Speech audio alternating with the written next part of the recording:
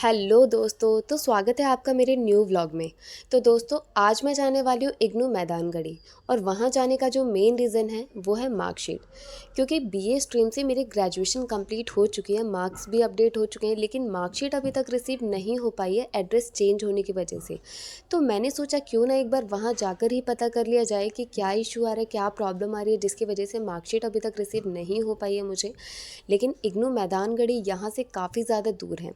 इस वजह से मैंने सोचा क्यों ना एक बार स्टडी सेंटर पर जाकर पता कर लिया जाए, शायद इसका कोई सल्यूशन मिल जाए। लेकिन वहाँ जाकर मैडम ने मुझे क्लियर किया कि अगर आपको मार्कशीट चाहिए तो इसके लिए आपको इग्नू मैदानगढ़ी ही जाना होगा, अदरवाइज़ यहाँ से पॉसिबल नहीं हो पाएगा। तो फटाफट से रिक्शा करके मैं आ जाती हूँ नागलोई मेट्रो स्टेशन, फटाफट से टिकट लेती हूँ। और वैसे तो मेरा बहुत रेयर चांसेस होता है कहीं आना जाना, बहुत रेयर चांसेस होते हैं जब मैं अकेले ट्रैवल करती हूँ, क्योंकि मोस्टली केसेस में मैं फैमिली के साथ या फिर फ्रेंड्स के साथ ही ट्रैवल करती हूँ। लेकिन फैमिली में कोई भी फ्री नहीं था, इस वजह से मुझे सारी चीज़ें अकेले ही हैंडल करनी पड़ रही थी। और ये सब जो हो रहा था वो सिर्फ हो रहा था इग्नू की वजह से, क्योंकि अगर इग्नू इतना डिले या फिर स्लो ना होता तो शायद ही मुझे इतनी भागदौड़ करनी पड़ रही होती। क्योंकि जब मैंने इसमें एडमिशन करवाया था तो काफ़ी ज़्यादा डिले कर दिया था, बुक्स आने में भी काफ़ी टाइम लग गया था। जब मैंने असाइनमेंट सबमिट किए थे तो उसके मार्क्स अपडेट होने में भी टाइम लग गया था। और जब एग्ज़ाम क्लियर किया तो एग्ज़ाम की थ्योरी के जो मार्क्स होते हैं वो भी अपडेट होने में काफ़ी ज़्यादा टाइम लग गया था। अब जब मार्कशीट आने की बारी आई तो उसमें भी इतना डिले कर रहे हैं। कभी कभी तो मैं सोचती हूँ कि मैंने बहुत बड़ी गलती कर दी इग्नू में एडमिशन करने के बाद।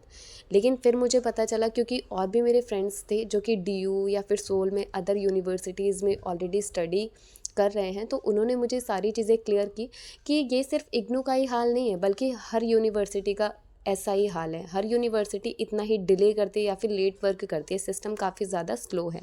खैर कोई नहीं, वहाँ जाके लेकिन मेट्रो स्टेशन पे मुझे एक लड़की मिली जो कि काफ़ी क्यूट थी और इसका नेम था मंतशा।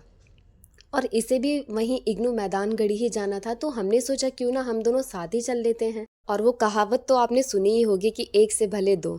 और इससे भी अमेजिंग बात ये थी कि मेरे भी बाल काफ़ी ज़्यादा लंबे हैं और इस लड़की के भी काफ़ी ज़्यादा बाल लंबे हैं। हम दोनों में एक चीज़ तो कॉमन थी, दोनों के बाल काफ़ी ज़्यादा लंबे थे।